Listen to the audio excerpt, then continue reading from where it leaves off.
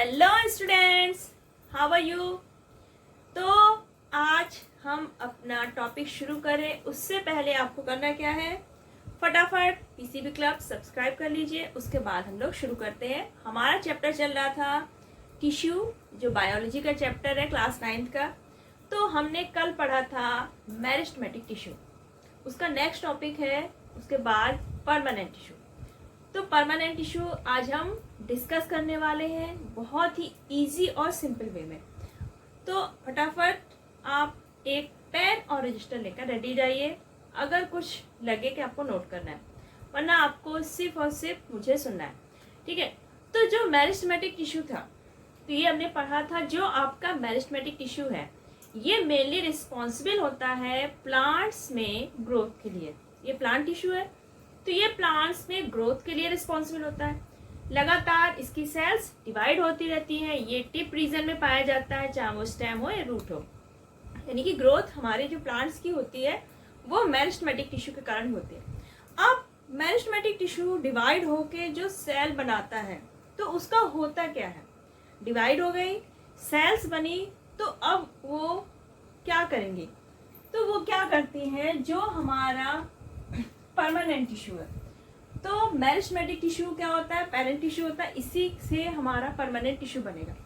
तो जो सेल्स बनी डिवीजन के बाद, अब वो क्या होती है, वो चेंज हो जाएंगी परमानेंट टिश्यू में। लेकिन ये ऐसे नहीं चेंज होगी, इसका एक प्रोसेस होगा जिसको हम लोग कहते हैं डिफरेंशिएशन। क्या बोलते हैं, डिफरेंशिएशन। डिफरेंशिएशन ये एक प्रोसेस का नाम है। इस प्रोसेस को हम डिफरेंशिएशन कहते हैं, जिसमें आपकी जो मेरिस्टेमेटिक सेल है वो चेंज हो जाती है एक परमानेंट सेल में, ठीक है, जो कि पार्ट बनेगा आपका परमानेंट टिश्यू का। अब जो आपका मेरिस्टेमेटिक सेल है उसका क्या हो जाएगा, जो शेप और साइज है सेल का वो फिक्स हो जाएगा। उसके बाद उसमें डिवीजन नहीं होगा, उसके शेप और साइज में कोई चेंज नहीं आएगा, और जो उसका फंक्शन है या रोल है वो भी क्या हो जाएगा, स्पेसिफाई हो जाएगा कि तुमको ये काम करना है। तो मेरिस्टेमेटिक जो सेल थी, अब वो किस में चेंज हो जाती है, परमानेंट टिश्यू में। तो ये प्रोसेस हो गया आपका डिफरेंशिएशन। अब वो जो परमानेंट टिश्यू में चेंज होगी, तो वो सिंपल परमानेंट टिश्यू में भी चेंज हो सकती और कॉम्प्लेक्स में भी। अब सिंपल है, कॉम्प्लेक्स है, या फिर उसकी जो सेल्स हैं वो लिविंग भी हो सकती है, नॉन लिविंग भी हो सकती है। वो जो सेल वॉल है उसकी वो थिक भी हो सकती है, थिन भी हो सकती है। उसमें थिकनिंग रेगुलर भी हो सकती है, इरेगुलर भी हो सकती है। तो काफ़ी सारी चीज़ें हैं जो हो सकती है। तो पहले हम लोग ये जानेंगे कि आखिर मेरिस्टेमेटिक टिश्यू और परमानेंट टिश्यू में डिफरेंस क्या है। कि मेरिस्टेमेटिक टिश्यू और जो परमानेंट टिश्यू है उसमें डिफरेंस होता क्या है। देखिए, जो आपकी मेरिस्टेमेटिक टिश्यू होंगे, ठीक, इसकी जो सेल्स होती हैं तो ये कैसे होती है, जनरली स्मॉल होंगी, स्फेरिकल होंगी, पॉलीगोनल एंड अनडिफरेंशिएटेड होती हैं, ठीक है। स्मॉल, स्फेरिकल, पॉलीगोनल एंड अनडिफरेंशिएट, यानी कि सब एक जैसी होंगी, ठीक, कोई स्पेशल अलग अलग नहीं होती है। जो आपकी परमानेंट टिश्यू है इसकी सेल्स लार्ज होंगी and differentiated with different shape, यानी कि फंक्शन के हिसाब से, रोल के हिसाब से वो सेल्स का जो शेप है वो क्या होगा, अलग अलग होगा और बड़ी भी होगी। जो आपका मेरिस्टेमेटिक टिश्यू है इसकी सेल्स के अंदर जो साइटोप्लाज्म है वो कैसा होता है, dense, vacuoles nearly absent. Vacuoles होंगी तो बहुत छोटी होंगी, मेनली ये एब्सेंट होती हैं। और जो साइटोप्लाज्म होगा वो कैसा होता है, डेंस, यानी कि काफी थिक होगा। जो आपका परमानेंट टिश्यू है इसकी जो सेल है इसमें क्या होगा, लार्ज सेंट्रल वैक्यूल। तो अब बीच में बड़ी सी वैक्यूल है, तो इसका जो साइटोप्लाज्म होगा वो साइड में थिन लेयर के फॉर्म में होगा, और आपकी इसमें क्या होगा, काफी स्पेस में होगा और डेंस होगा। जो आपकी मेरिस्टेमेटिक टिश्यूज की सेल्स हैं उनके बीच इंटरसेलुलर स्पेस नहीं होता, यानी बहुत ही ज्यादा टाइटली पैक्ड है। आपकी जो परमानेंट टिश्यू के सेल्स हैं इनके बीच इंटरसेलुलर स्पेस ऑफन प्रेजेंट, यानी कि प्रेजेंट हो भी सकता है, नहीं भी हो सकता है। आपका जो सेल वॉल होगी, जो आपकी मेरिस्टेमेटिक टिश्यूज की सेल है, तो उसकी जो सेल वॉल होगी कैसी होगी, थिन और इलास्टिक। लेकिन जो आपकी परमानेंट टिश्यू की सेल है, उसकी जो सेल वॉल होगी वो कैसी होगी, थिन भी हो सकती है और थिक भी हो सकती है। न्यूक्लियस आपका जो मेरिस्टेमेटिक टिश्यू की सेल है वो कैसी होगी, लार्ज, न्यूक्लियस लार्ज होगा और प्रोमिनेंट, यानी कि क्लियरली विजिबल होगा, ठीक। लेकिन जो परमानेंट टिश्यू की सेल्स होंगी, उसका जो न्यूक्लियस होगा वो लेस कॉम्पिक्यूअस होगा, यानी कि प्रोमिनेंट नहीं होगा, क्लियर विजिबल नहीं होगा। आपके मेरिस्टेमेटिक टिश्यू की सेल्स होंगी वो क्या होती हैं, ग्रो होती हैं और रेगुलर डिवाइड होती रहती है। लेकिन जो परमानेंट टिश्यू की सेल्स होंगी वो नॉर्मली डिवाइड नहीं होती है। ये सिंपल टिश्यू है, और परमानेंट टिश्यू कैसा हो सकता है, सिंपल, कॉम्प्लेक्स या फिर स्पेशलाइज्ड। जो आपकी मेरिस्टेमेटिक टिश्यू की सेल्स होंगी वो मेटाबॉलिकली एक्टिव होंगी। क्यों होंगी भाई मेटाबॉलिकली एक्टिव, क्योंकि इसमें सेल डिवीजन हो रहा है, इसलिए ये मेटाबॉलिकली एक्टिव होंगी। जो आपकी परमानेंट टिश्यू है, इसकी सेल्स में डिवीजन बहुत ही कम होता है, नहीं होता, तो इसका जो मेटाबॉलिक रेट होगा वो क्या होगा, काफी स्लो होगा। आपके जो मेरिस्टेमेटिक टिश्यू की सेल्स हैं, इसके अंदर जो सेल ऑर्गेनल्स होंगे बहुत ही ज्यादा सिंपल होंगे। लेकिन जो परमानेंट टिश्यू की सेल्स होंगी उसके सेल ऑर्गेनल्स वेल डेवलप्ड होंगे। आपके जो मेरिस्टेमेटिक टिश्यू की सेल्स है उसके अंदर क्रिस्टल्स या इंफ्यूजन्स नहीं होंगे। लेकिन जो परमानेंट टिश्यू के सेल्स है उनके अंदर क्रिस्टल्स और इंफ्यूजन पाए जाते हैं। जो आपका मेरिस्टेमेटिक टिश्यू है इसकी सेल्स लिविंग टाइप होंगी, लिविंग होगी, लेकिन परमानेंट टिश्यू की सेल लिविंग भी हो सकती है या फिर नॉन लिविंग। इनका मेन काम क्या है, जो मेरिस्टेमेटिक टिश्यू है मेन काम क्या है, ये प्लांट्स को ग्रोथ प्रोवाइड करते हैं। प्लांट की ग्रोथ के लिए कौन रिस्पॉन्सिबल है, आपका मेरिस्टेमेटिक टिश्यू। लेकिन जो परमानेंट टिश्यू है इसका मेन फंक्शन क्या है, बहुत सारे फंक्शन है जो परमानेंट टिश्यू करता है। जैसे आपका प्रोटेक्शन हो गया, सपोर्ट हो गया, स्टोरेज हो गया, कंडक्शन है, फोटोसिंथेसिस, काफी चीजें हैं जो परमानेंट टिश्यू करता है। मेरिस्टेमेटिक टिश्यू का मेन एक ही काम है, सिर्फ ग्रोथ प्रोवाइड करना, बाकी सारे फंक्शन परमानेंट टिश्यू करता है। तो ये सारे डिफरेंस थे मेरिस्टेमेटिक टिश्यू और परमानेंट टिश्यू के बीच। अब हम परमानेंट टिश्यू का जो टाइप है सिंपल और कॉम्प्लेक्स, तो सिंपल परमानेंट टिश्यू में 3 टाइप्स के होते हैं इसके, एक तो पैरेन्काइमा, कोलेन्काइमा और स्क्लेरेन्काइमा। तो सबसे पहले हम पैरेन्काइमा के बारे में पढ़ेंगे। परमानेंट टिश्यू 2 टाइप्स के थे, सिंपल और कॉम्प्लेक्स। तो सिंपल का फर्स्ट है आपका parenchyma. Parenchyma, collenchyma, sclerenchyma 3 types होते हैं। तो हम सबसे पहले डिस्कस करेंगे पैरेन्काइमा टिश्यू पे। अब जो पैरेन्काइमा टिश्यू है, तो जो प्लांट्स का मेजर पार्ट है वो पैरेन्काइमा टिश्यू का बना होता है, यानी कि प्लांट के हर पार्ट में, चाहे वो स्टेम हो, रूट हो, फ्रूट हो, लीफ हो, हर पार्ट में पैरेन्काइमा टिश्यू जरूर होगा। तो इसका प्लांट का मेजर पार्ट किसका बना होता है, पैरेन्काइमा टिश्यू का। इसकी सेल्स कैसी होती है, लिविंग, और उनके अंदर डिवीजन की पावर होती है। जो पैरेन्काइमा टिश्यू है इसकी सेल्स लिविंग होती है और उनके अंदर डिवीजन की पावर होती है। जो इनकी सेल्स होंगी पैरेन्काइमा टिश्यू की, वो ओवल भी हो सकती है, राउंड भी हो सकती है, पॉलीगोनल, इलोंगेटेड, लेकिन आइसोडायमेट्रिक होंगी। आइसोडायमेट्रिक यानी कि हर साइड से इक्वली डिस्ट्रीब्यूटेड होंगी, यानी जितनी भी साइड्स होंगी तो हर साइड से वो इक्वली स्ट्रेच्ड होगी, यानी कि एक शेप में रेगुलरिटी होगी। साइटोप्लाज्म इसका कैसा होता है, थिन, डेंस, लिविंग होता है और स्मॉल न्यूक्लियस। जैसे ये है आपका पैरेन्काइमा टिश्यू, इसकी ये सेल्स है। तो ये है आपका, बीच में क्या होती है, एक सेंट्रल एक वैक्यूल होगी, ठीक है। तो सेंट्रल वैक्यूल होती है। उसके बाद ये जो साइटोप्लाज्म है ये क्या होता है, बीच में बड़ी सी सेंट्रल वैक्यूल है, इसलिए साइटोप्लाज्म साइड में लेयर के फॉर्म में होगा और डेंस होता है। थिन लेयर होती है लेकिन डेंस होगा और एक स्मॉल न्यूक्लियस होगा। ठीक, तो इसका जो साइटोप्लाज्म है कैसा होगा, थिन लेयर होगी, क्योंकि बीच में क्या है, सेंट्रल वैक्यूल है, इसलिए साइटोप्लाज्म इसका साइड में चला जाता है। इसके सेल्स के बीच में इंटरसेलुलर स्पेस होगा। ठीक, सेल्स के बीच में क्या होगा, इंटरसेलुलर स्पेस होगा। और ये हो गई इनर सेल वॉल। तो ये था आपका पैरेन्काइमा जो टिश्यू इसकी सेल। सेंट्रल वैक्यूल है, इसलिए आपका साइटोप्लाज्म साइड में हो गया, स्मॉल न्यूक्लियस है, इंटरसेलुलर स्पेस हो गया। तो ये तो हो गया इसका स्ट्रक्चर। अब अक्रेंस ये कहाँ कहाँ होता है, देखिए स्टेम में भी होगा, रूट, लीफ, फ्लावर, फ्रूट सभी पार्ट्स में होता है। मेजर पार्ट आपका प्लांट का पैरेन्काइमा टिश्यू का बना होता है।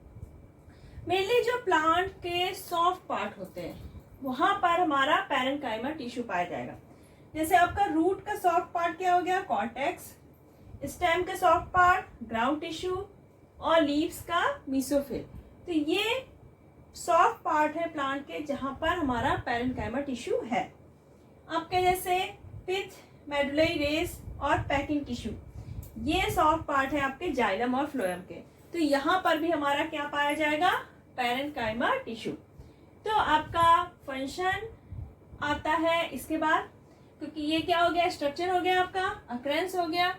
अब मेन हमारा जो पैरेन्काइमा टिश्यू है, तो इसका फंक्शन क्या है, इसके फंक्शन क्या क्या है, ये क्या करता है प्लांट में, मेजर पार्ट यही बनाता है। मेनली ये एक तरह से पैकिंग टिश्यू की तरह वर्क करता है, यानी कि कई टिश्यूज के बीच में भी ये पाया जाता है। तो ये मेनली एक तरह से पैकिंग टिश्यू, जहाँ पे खाली स्पेस वैसा हुआ तो इसको समझ लो भर दिया गया, यानी कि पैकिंग टिश्यू की तरह काम कर रहा है। अब इसकी सेल्स कैसी होती है, टर्गिड होती है, क्योंकि बीच में सेंट्रल वैक्यूल है। तो टर्गिडिटी के कारण ये क्या करता है, शेप ऑफ फर्मनेस देता है प्लांट को, यानी कि प्लांट का शेप और फर्मनेस को मेंटेन रखता है ड्यू टू टर्गिडिटी ऑफ इट्स जो सेल के अंदर है।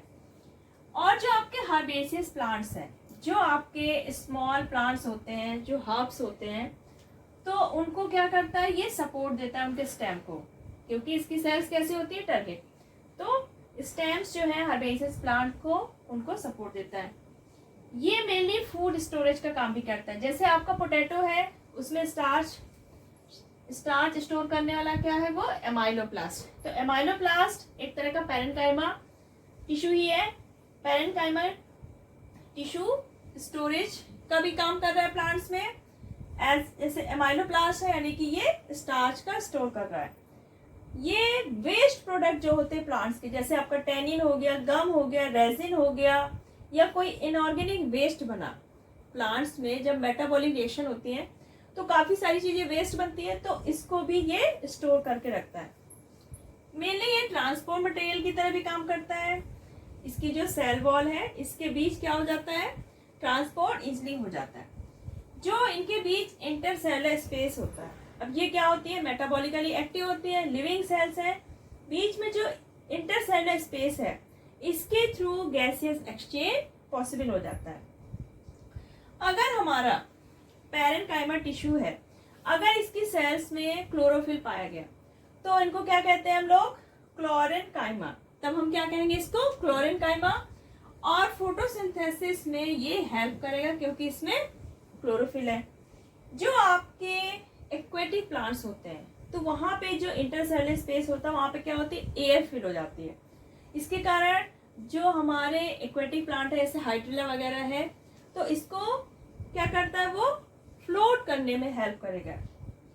आपका जो जीरोफाइट्स हैं, जो डेजर्ट में प्लांट्स पाए जाते हैं, उसमें क्या होता है, वाटर लॉस कम से कम हो, इसलिए पैरेन्काइमा जो टिश्यू है, ये वाटर स्टोर करने में भी हेल्प करता है, ताकि प्लांट से ज्यादा वाटर बाहर ना जा सके, प्लांट्स में ही रहे।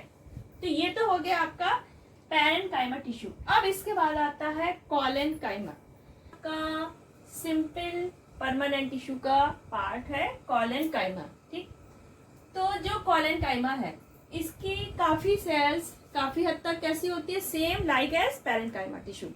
लेकिन इसके जो सेल्स हैं, तो जो सेल वॉल होगी, उसके कॉर्नर में क्या होता है, सेलुलोज की थिकनिंग होगी। ये क्या होती है, सेलुलोज यहाँ पे डिपॉजिट हो जाएगा, इसकी थिकनिंग हो जाएगी।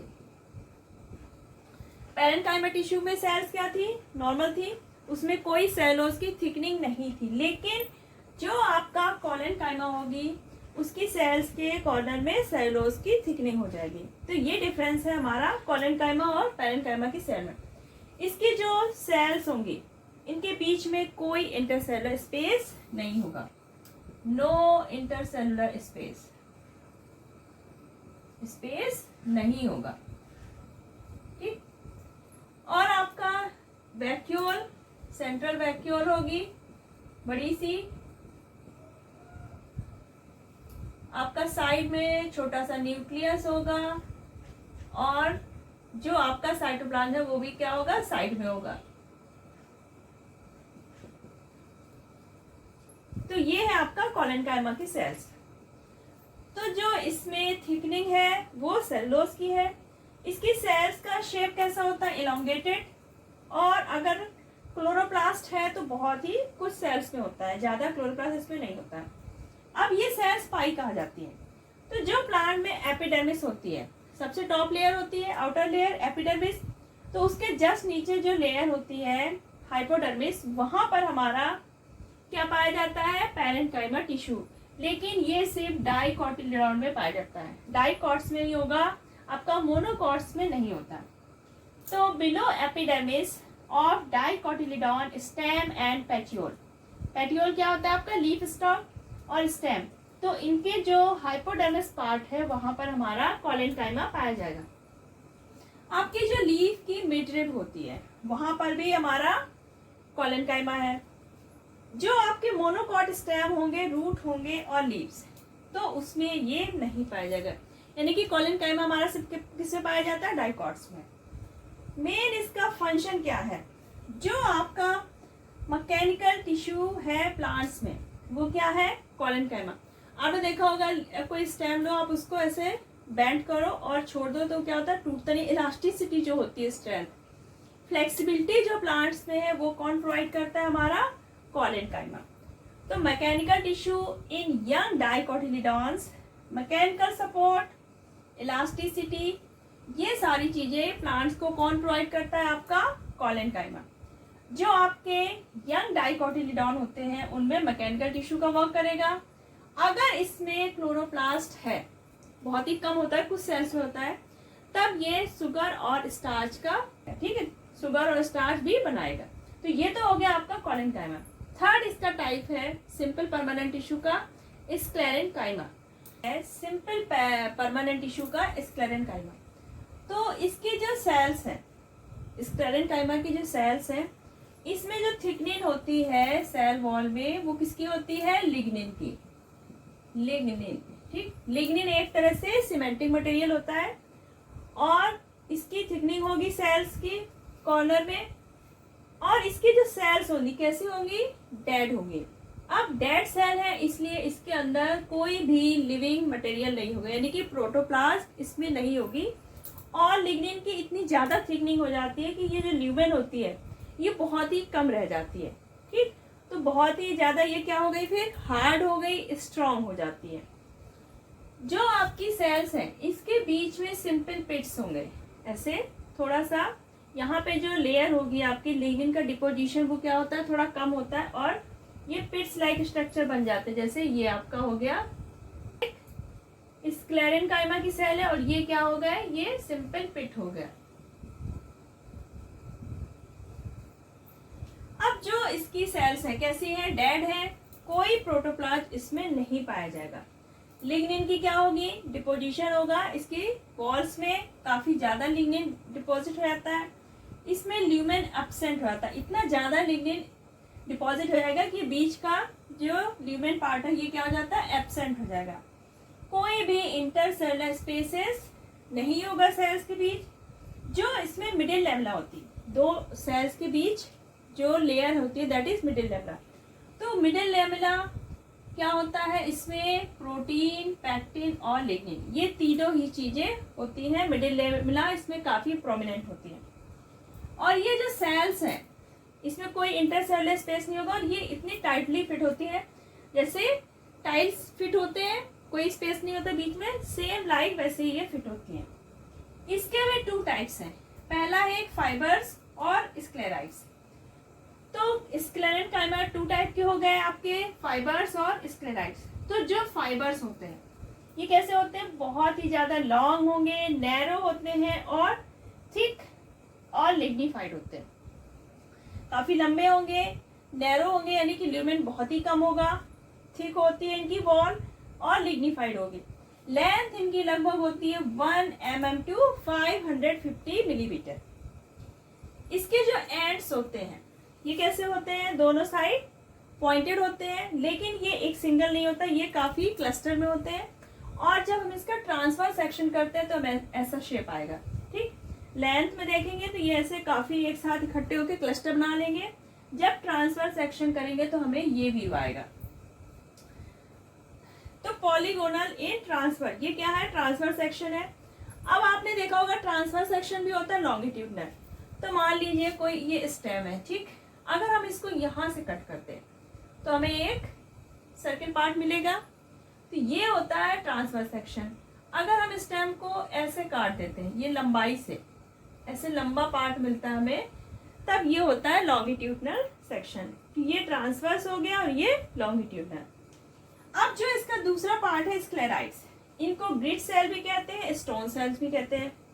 इनका शेप कैसा होता है, इरेगुलर, यानी कि स्फेरिकल भी हो सकते हैं, ओवल भी हो जाएंगे, आपके सिलेंड्रिकल शेप में भी हो सकते हैं, टी शेप, डम्बल शेप, किसी भी शेप के हो सकते हैं, लेकिन कोई शेप फिक्स नहीं है। ये डेड होंगे, ये भी डेड होंगे। ये कहाँ पाए जाएंगे, आपके पिथ हो गया, फ्लोएम हो गया, हार्ट, सीड्स हो गए, इन पार्ट्स में ये हमारा स्क्लेराइड्स पाया जाएगा।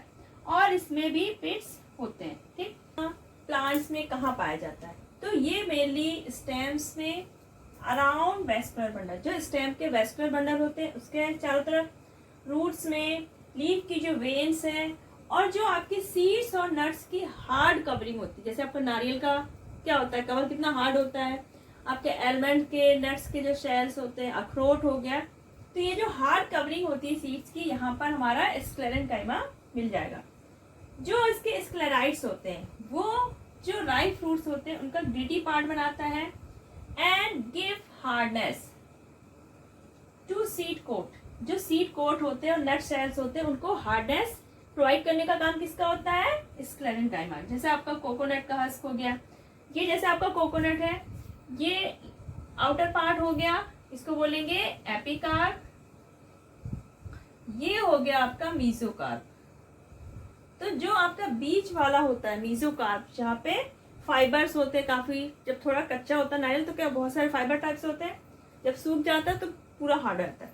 तो जो मीजोकार्प पार्ट होता है ये स्क्लेरेनकाइमा का बना होता है। और ये हो गया आपका एंडोकार्प।